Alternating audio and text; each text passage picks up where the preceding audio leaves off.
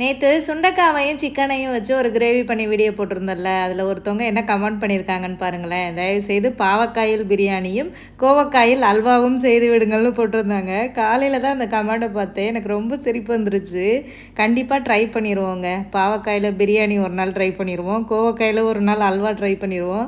என்ன புரூனை நாட்டில் வந்து கோவக்காய் எங்களுக்கு கிடைக்காது, அதனால் இந்தியா வரையில் ட்ரை பண்ணிடலாம். ஸோ இந்த சுண்டைக்காயும் சிக்கனுக்கும் கொஞ்சம் டிஃப்ரெண்ட்டான காம்பினேஷன் தான்.